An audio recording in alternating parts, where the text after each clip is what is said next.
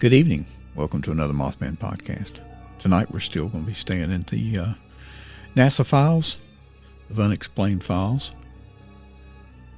There are some files out there that say that we might have some alien spacecrafts hiding in different places throughout our universe and coming to visit us at certain times. This is one of those episodes and one of those files. I hope you like tonight's podcast.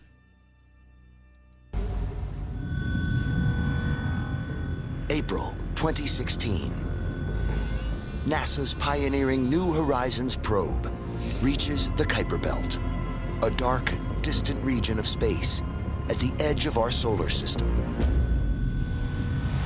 As the New Horizons probe moves beyond its first target, Pluto, its sensors capture a large object on a mysterious trajectory. Scientists give it an ominous name: Arawan.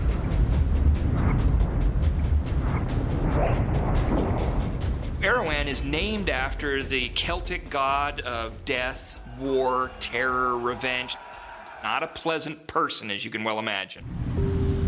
Whatever Arawan is, it's behaving strangely. It seems illuminated, but then it goes dark. It lights up and darkens in a precise rhythm. Scientists realize that this object is rotating. If it's spinning once every 5.5 hours, that means the front edge is like 50 miles an hour. So that's like something the size of the state of Delaware completing a full spin in about a quarter of a day. Scientists expect the Kuiper Belt to be filled with objects made of rock and ice. But Arawan's spin suggests it is made of something else. Arawan is spinning so fast that the centrifugal force could actually tear it apart. Is it made of something stronger than rock and ice? New Horizons moves in so its sensors can get a closer look. Whatever Arawan is, we're about to find out. But at the crucial moment, the probe circuits suddenly, inexplicably go dead. All of a sudden, transmission was cut off. This suggests that someone is monitoring our very presence. When you're a mission operator, it's really one of the last things that you want to see. You're very concerned that there could be something seriously wrong with your spacecraft, and it's jeopardizing the mission. It does beg the question, is someone or something trying to jam NASA's signal? Before contact is lost, scientists see that Arawan is spinning in a manner consistent with a large spaceship. It's spinning as fast as it is, as though it's creating artificial gravity. Spinning creates an artificial gravity environment within the hollow center of the object, like an inverted planet, with the surface on the inside rather than the outside. NASA recognizes that long-haul space travel will only be possible if we can somehow replicate gravity. This is not only good to keep you healthy because our body's used to gravity, but also it's just much easier to get things done than if you're not floating around the room. Analysts compare the mystery object called Arawan with NASA's attempts at recreating gravity in space. These two were based on the concept of a spinning ship. Engineers, scientists looked at concepts for artificial gravity, gigantic structures in space, spinning around, where on the outer edges you had forests, you had cities, you had places where people could live.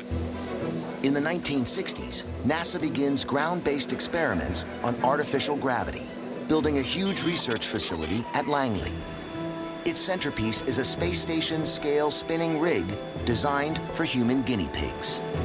They would suspend a test subject sideways, spin the wheel, it's about 40 foot in diameter, have them stand on the inner parts there, and as it went 9 revolutions a minute, was about half of Earth's gravity. That must have been the weirdest experience. It's like a fairground ride on steroids. I would never get on this thing. Neither NASA nor any other space agency is anywhere near building a spinning spacecraft on the scale of Arawan. What's more, whatever kind of creature might be inside Arawan, it's unlikely that they're anything like us. Neuropsychologist Dr. Janet Kaplan from Brandeis University has been studying the effects of artificial gravity on humans. So the room is stationary. We're just about to start spinning. Alberto, you can start. Okay, Jana, we are starting up, going up to speed. So the room will accelerate to 10 RPM, which is one complete revolution every 6 seconds. Kaplan's work has highlighted the immense difficulties of creating and surviving artificial gravity. Even walking is hard. When you make a step, your leg is subject to Coriolis force deviation. The Coriolis force is a bizarre effect that only happens in rotating environments. It causes straight-line motions to bend.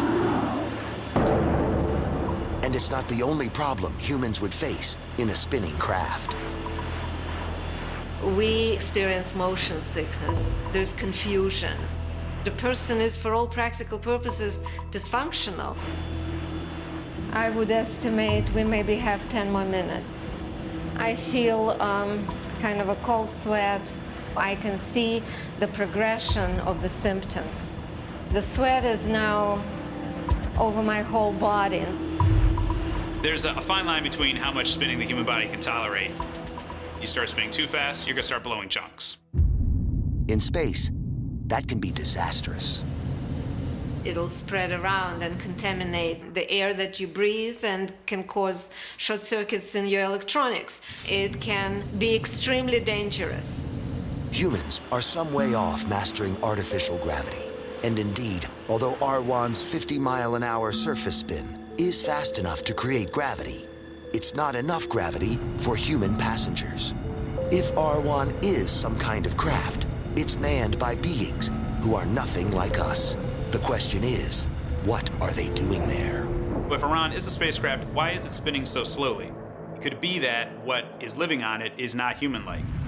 Could it be that what's on it is not a creature that needs artificial gravity the way that we do?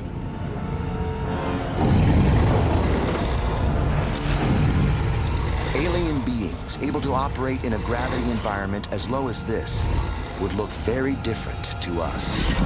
It will be a very different body, more like a blob with some tentacles. So you could have something like your vital organs, the brain, everything's kind of centrally located, and then just squid tentacles, almost like a sea urchin. And there's good reason for the Arwanites to skulk in the Kuiper Belt, far from the nearest planet. Given that there are trillions of objects out there in the Kuiper Belt, and they're too far away and too dark for us to really see, if you were an alien that wanted to set up an observation post to study these funky creatures called humans on Earth, that'd be a pretty good place to set it up. If you're a zero-gravity life form, you want to skirt very cautiously around the planetary zone. Suddenly, places like Earth have become a danger zone, a veritable black hole. If they tried to walk around on Earth's surface, they would just get mushed. It would not be a good place for them. As the New Horizons probe moves away from R1, it spookily flickers back to life. Whatever happened to New Horizons computers, it prevented NASA from finding out the truth about the intriguing spinning object. The origin and nature of R1 remains a mystery. We don't have any new missions planned to Kuiper Belt at this time. It could be that we are in the dark on what Iran is for a very long time.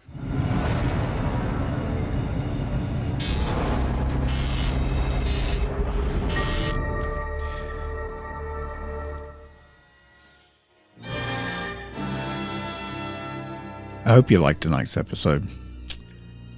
Is there something out there? We'll never know until we go out there and take a look. So maybe it's time for us to go out there and take a look. From the Mothman, have a good evening. I'll see you on the podcast. Good night.